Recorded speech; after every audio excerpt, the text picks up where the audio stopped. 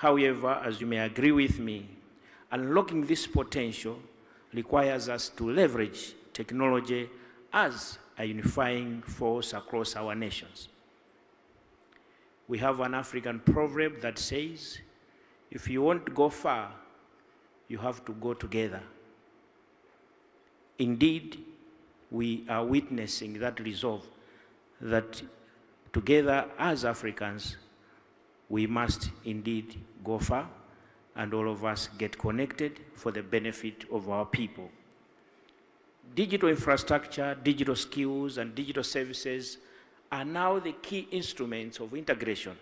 Through platforms such as African Continental Free Trade, we are already witnessing how digital trade across border data flows and digital payments are beginning to unify markets across borders. Technology, therefore, has the ability to connect our people, integrate our economies. And true, this transformation cannot happen by default. It must be intentional, deliberate, and coordinated. Your Excellency, my fellow minister also took us through what we did yesterday, and also the Principal Secretary. It was a wonderful day. We went to the Mukuru Affordable Housing Project, very transformative, to see how you developing up, the urban housing, but also leveraging on technology. We went to East Africa Device Assembly, Kenya. We also saw what the young people there are doing. We were challenged, and the issues of how we can, as Africans, come together and ensure that we get the devices affordable in our countries, but also accessible in our countries, and the issues of taxation and so forth. We've been challenged throughout the visit already, but I have one message which we will be taking home, that now Africa must move beyond consumption. We should stop being consumers of technology elsewhere, but we must now begin to be producers of our own technology. And that's a resolve that we must make as Africa. We must begin to manufacture and assemble our own digital devices, develop our own platforms and solutions, build smart cities tailored to African realities, and invest in research institutions that drive innovation at a scale. I'll cut my speech because it's very long, and I wouldn't want to bother you with, but just to say, as I conclude, that Your Excellency, your visit here underscores the importance of the discussions that we are having at this summit. And I must congratulate you, together with the President, the tone that you have taken. Oftentimes, reforms lack the drive from the leadership at the top. And we would want also to encourage you, our leaders, to drive this digital transformation. I have an example in our country that our President has taken it upon himself to say, we are embracing digital technology. Each and every ministry must embrace digital. This is no era for paper-based communication, paper-based platforms. So, with the same, I see that your government, and me being a politician, I see that your government, you're doing the right things, and I see that the people of Kenya are going to trust you, yet with another mandate.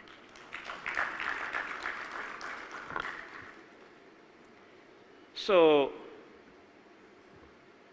without taking much of your valuable time, let me thank you for giving us the opportunity on behalf of my fellow ministers to say a word or two. And let me invite my host to take it from here. But thank you very much. Greetings from Malawi. We always say Malawi is the warm heart of Africa. So there is no any other heart which is warm. Malawi is the warm heart of Africa. Thank you very much. Thank you very much, Waziri. Big applause for our keynote speaker. Your Excellency, as ministers, we decided to give that space to Malawi to speak on our behalf. So what he has said is not only his own, but also ours. We did a head-up, Your Excellency. Those people who play golf, they say a head-up is when you make a mistake, but to make it sound good is a head-up. Allow me to recognize our sponsors. And the lead sponsor is none other but Safaricom. Your Excellency, we have a list of 35 sponsors amongst them, and not in any order per se. We have, I'll just mention a few. Everyone else, please feel appreciated. We have a Piero Gidicio, Oracle Kenya, Technologies Limited, Huawei, Kenya Commercial Bank, Smart Technologies, amongst many others, and we truly appreciate your support. Your Excellency, also we have ambassadors accredited to Kenya here present. If we may just ask them kindly to stand so that we appreciate you. I see Estonia, I see Romania, and I can't see the back. It looks like they're from Sudan for one reason or the other. So, Your Excellency, allow me to invite our Minister for Tourism, Rebecca Miano, and I will cede ground for her to invite you so that I don't have to come back here again. Thank you, sir.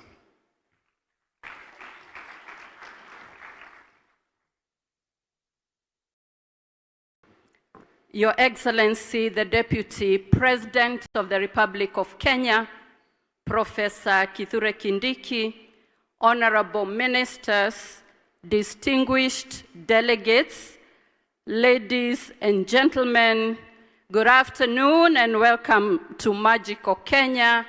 We are saying Kenya is the origin of wonder. Let me begin with a story, a very short one. About 1.6 million years ago, a young boy lived near a lake in what is today northern Kenya, near Lake Turkana. He was 13 years old when he died, and when his remains were discovered in 1984, he changed everything we thought we knew about where humanity began. We call him Turkana Boy. And he's proof that Kenya is not just the origin of wildlife or safari. Kenya is the origin of us.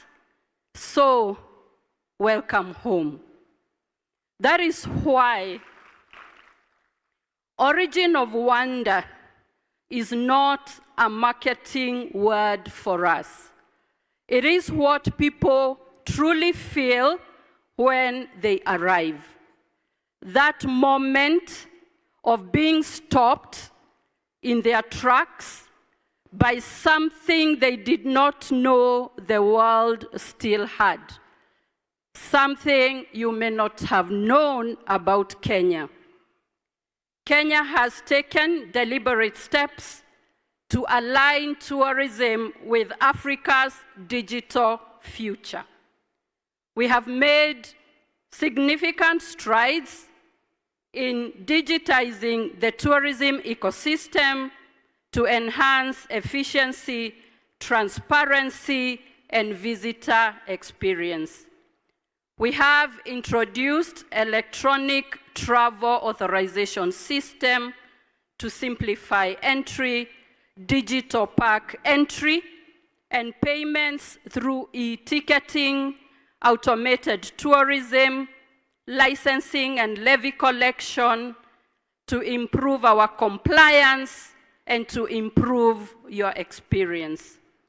These efforts are part of a broader national digital strategy and partnerships aimed at equipping the entire tourism ecosystem while unlocking opportunities for our youth through content creation and tech-driven solutions and marketing. As we gather here at the Connected Africa Summit, the question is no longer whether we can transform tourism through technology. It is how we scale these efforts across the continent. Indeed, the future of tourism here in Kenya is digital. Honorable ministers and the distinguished delegates attending today, I was given only 2 minutes. I'll therefore invite you to turn your attention to the screen for a short video to reintroduce Kenya to you through our tourism manifesto.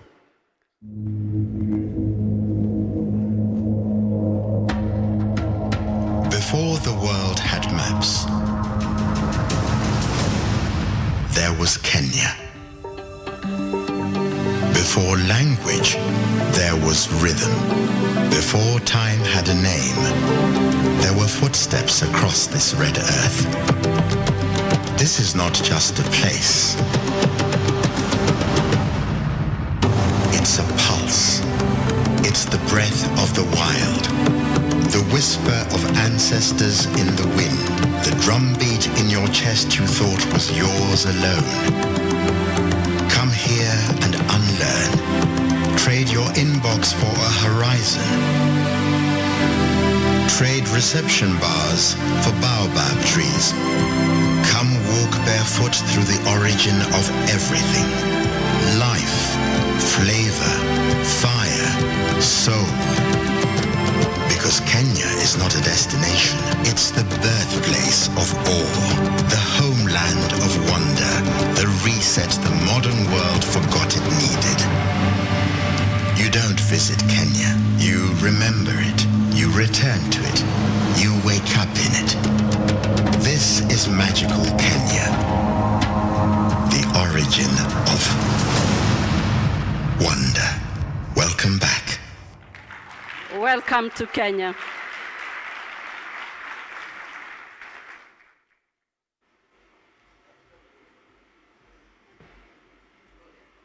Welcome to magical Kenya. It is now my honor and humble duty to invite His Excellency, the Deputy President of the Republic of Kenya, Professor Kithure Kindiki, to address you. Welcome, He sir. is the Deputy President of the Republic of Kenya, a distinguished professor of law and seasoned public servant with extensive experience in governance, security, and international law. Having served as Cabinet Secretary for Interior and a long-serving senator, he brings deep expertise in leadership, policy, and national development. Please welcome His Excellency, Professor Kithure Kindiki. Thank you very much. Be seated. I think after Rebecca succeeded in what her intention was, she forgot the other people around. Brothers and sisters, it is a great honor and privilege to welcome those of you who are coming from outside Kenya to Kenya.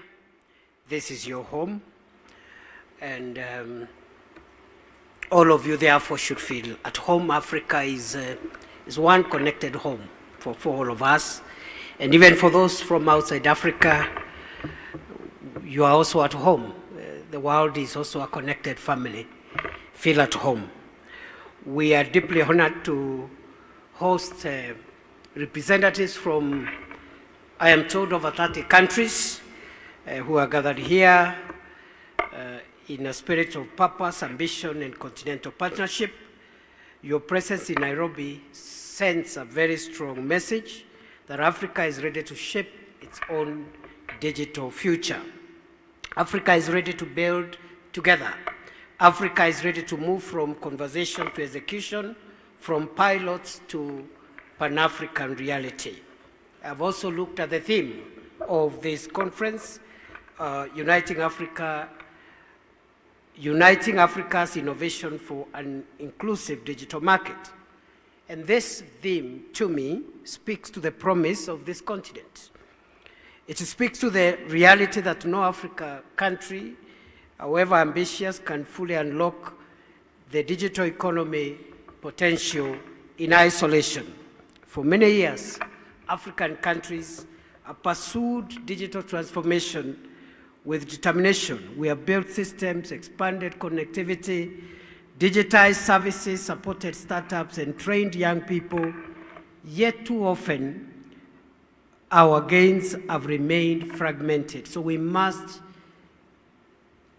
resolve the fragmentation problem of our solutions. We have built progress country by country, platform by platform, regulation by regulation, yet we have not extensively explored collaboration on the digital front. The next phase of this endeavor demands something bigger, some greater alignment, interoperability, trust, and a newly true African digital market. This summit, therefore, is not just another gathering on technology, but rather a working session for directing our continental trajectory in the ever-dynamic digital space. Today, this conference is calling us to ask a number of critical questions. How do we safely and securely connect our infrastructure across borders? How do we make data move safely and lawfully across our region? How do we make payments efficient, cheaper, and more trusted? How do we support African innovators to scale beyond their home countries? How do we ensure that the digital transformation reaches the village, the farmer, the student, the micro trader, and small business owner, and the public servant? Those are the questions. And these are not just technical questions. They are socio-economic and governance inquiries central to the future of Africa. Ladies and gentlemen, brothers and sisters, in Kenya, we have learned that digital transformation must rest on practical foundations. It must be built on infrastructure. It must be backed by public policy. It must be supported by skills. It must be designed around citizens and businesses. This is why, through our Ministry of Information Communications and the Digital Economy, we are pushing, as the government of Kenya, major initiatives such as the Digital Superhighway, which we want to expand by a new 100,000 kilometers. Already we've done 30,000, and we are on course to build the balance. We are also on the Kenya Digital Economy Acceleration Project.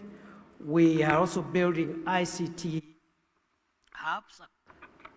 hubs across the country, targeting 1,450. We've completed 382 of these hubs across Kenya. 400 others are almost complete. And the balance, of course, is within our plans.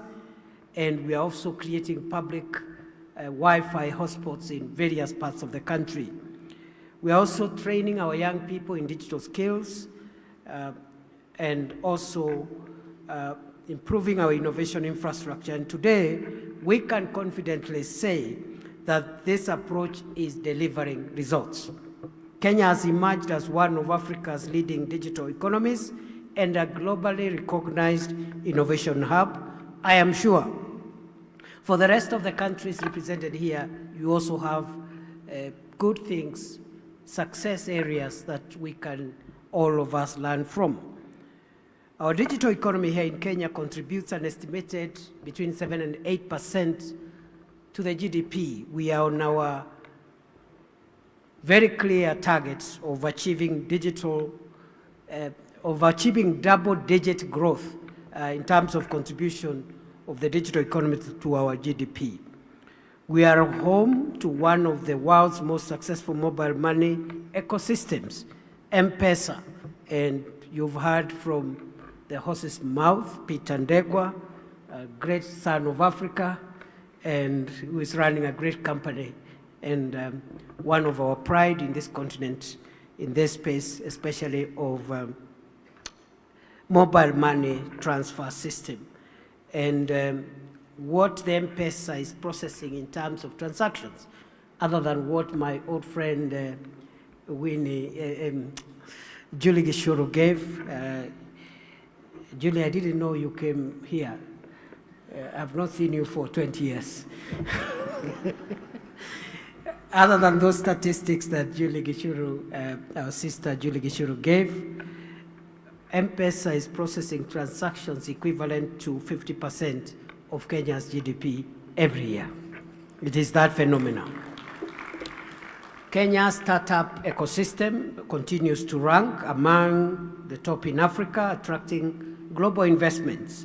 And those colleagues who spoke here in the panel spoke very eloquently about the need for investments and partnerships. I'll speak to that as I end my remarks.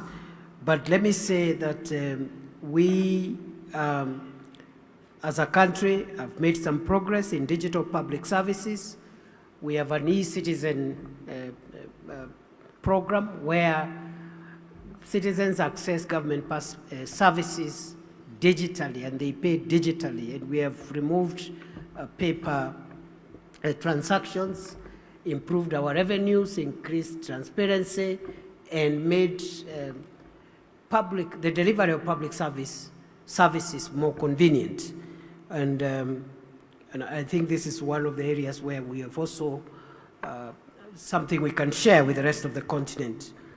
We now have e-citizen, where millions of Kenyans can access government services seamlessly and efficiently. We're also making investments in connectivity. Kenya now boasts of 90% of our population has 4G internet connection. That's 90% of our population, and we are expanding this through our fiber infrastructure, as I have said, under the Digital Superhighway Initiative. On digital skills, we continue to build one of the youngest and most tech-enabled workforces, with thousands of young people are trained annually through a number of programs, Ajira program, Jitume, digital hubs programs, and others. These efforts are not only about technology, but they are also about inclusion, about jobs, about access, and national productivity. By expanding our digital superhighway, by providing digital spaces for young people to access digital services and e-commerce, we have created 300,000 jobs in the last few years. We want to expand that to 1 million jobs through this initiative of digital jobs. Kenya's ambition does not stop at the border. We see our digital future as inseparable from the digital future of the region. Peter has already told us Safaricom is in Ethiopia and in 7 other markets in the region. So we are connected to the region and to the world. That is why Kenya is actively engaged in regional efforts to build a more integrated digital economy. Through the East Africa Regional Digital Integration Project, our region is working towards a stronger broadband connectivity and a better enabling environment for cross-border digital services. Through the East African community, there are ongoing efforts to harmonize cross-border data flow frameworks and build common standards for cross-border payments. The same is going to happen under now the Africa Continental Free Trade Area Arrangement, the same that we are now doing under EAC. Regional and continental digital integration remains an urgent call for all of us. Our nations cannot afford digital islands. The future certainly belongs to those consolidating efforts towards connecting policy with infrastructure, infrastructure with enterprise, and enterprise with the people. Ladies and gentlemen, as has been said by other speakers, we have talent, we have ideas, we have innovation, we have passion. What we must now build is a bridge between innovation and practical delivery. I am encouraged that this summit is not just about discussion, but about structure. I therefore urge us to come up with actionable outcomes, digitally connecting Africa, embracing innovation, and decisively advancing our collective efforts towards a sustainable and futuristic digital continent as a matter of duty. Having listened to the very eminent panelists that in 20 minutes discussed quite an array of things that we need to do, I just want to echo all the great ideas that were discussed here. From where we sit as Kenya, we see 5 priorities, which were summarized by the panelists. And this is around people, it's around technology, it's around partnerships, and you can infuse there human capital and the software, which is our value system. Because what I have learned here is that the people must be at the center of Africa's future and the future of the world. And it's the people in terms of inclusion, the people, the entire spectrum of the people must help us define our future, including the youth, including women, including all shades of, all segments of the people. But technology is going to remain the biggest driver of the future. Look at the 10 most successful companies in the world. Many of them are technology companies, and it's going to remain that into the future as we abandon the traditional way of doing things and going into technology. But it's also about partnerships, because the public sector does not have enough resources to meet the demands for Africa's future, both in terms of financial resources, but also human capital resources. We do not have enough intellectual and human abilities to drive the demands of the future, and we do not have enough resources, because the opportunities for increasing domestic mobilization of resources through taxation is becoming constrained. That window is becoming constrained. The opportunity of mobilizing resources through debt, through borrowing, is also becoming constrained. And there are only 3 ways in which you can mobilize resources. You either tax people more, you either borrow, or you become innovative. And this is where the space of the PPP arrangements come into place, where we assure the private sector to invest their money in the provision of public goods and services. All the private sector needs is stability, predictability, assurance that they will recoup their capital. They will help us do the infrastructure that we require and look for the change that we need. And what I've learned from the panelists is that we are not just talking about public-private partnerships, but we are expanding it to public, private, and people partnerships. So the 4 Ps. That shows you I was listening. our sister Secretary General for the DCO and the other panels. That shows you we were listening and listening very carefully. And therefore, that is what we see as going. And I want to commend Minister William Kabogo and my other colleagues, PS John, Engineer John Tanui, the team at ICTA, for putting this together. And thank you very much for pitching for Africa and pitching for technology. And I want to end there because my work was to open the event, was not to lecture or teach you. Because you, in fact, I wish I had more time. I would have wanted to listen to the brains around here and pick more ideas, because we've said, us in the public sector, we do not have the monopoly of ideas and knowledge. We do not have the monopoly of resources, and that's why our partnerships are very important. Looking around here, I see all of us are here, government officials of different cadres. I see diplomats, development partners, captains of industry, private sector, everybody is here.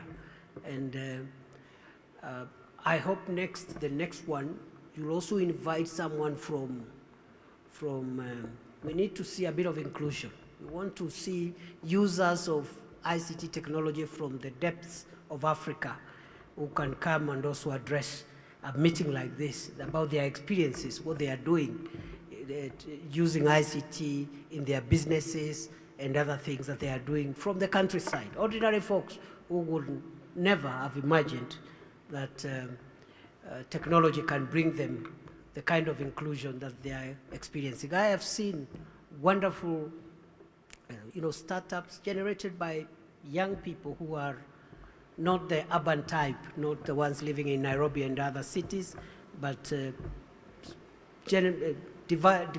these are startups which have been developed by young people who are from the depths of our countries. And the only thing that enabled them to develop that startup or that business idea is availability, connectivity, access to internet, and access to infrastructure, the devices that they use to do their job.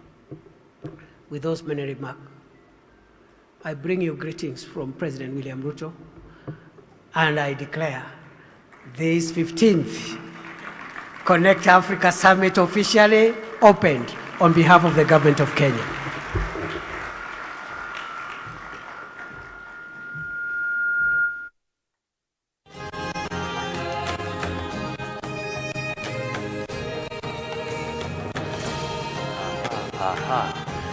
Big round of applause once again. We are now ready for the launch of some very critical items. Distinguished guests, ladies and gentlemen, the government of Kenya sees interoperability as key to delivering services that are efficient, connected, and truly centered around citizens. That's why the government interoperability framework was developed, and so we're going to witness this. Let's have the countdown. So together, I'd kind of request, ready? Let's go 3, 2, and 1. Give us sound, ladies and gentlemen. There we go. That's the government interoperability framework, developed to create a clear, standardized way for systems across ministries, departments, and agencies to seamlessly share data and work together securely. And we'll now move straight to the photo session, which kindly request Your Excellency to come to the front. For the rest of us, we can kindly take our seats.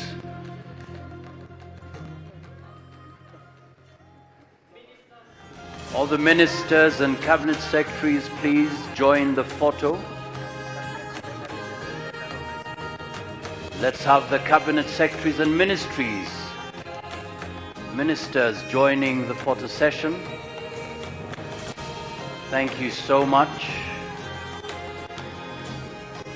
After that, ICT Authority, please be on standby. But for now, Ministers and Cabinet Secretaries, welcome to the photo session. All right, we're ready for the photo session. Welcome, honorable members. Thank you so much. Are we ready? Thank you so much.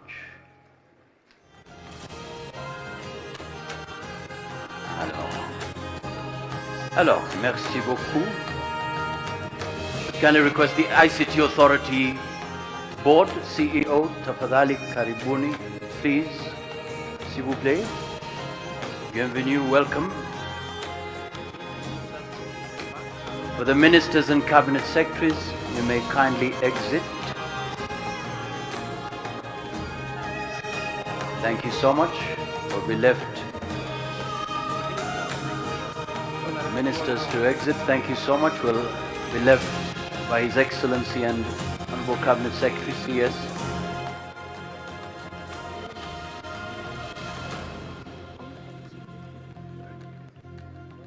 Let's have the ICT Authority Board, of course, the Secretary, the Ministry, Digital Economy. Karibu sana, Madam Secretary.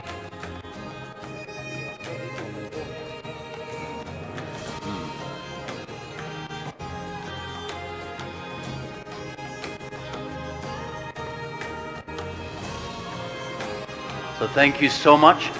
I'd kindly request that we remain seated as we allow His Excellency to exit at his pleasure.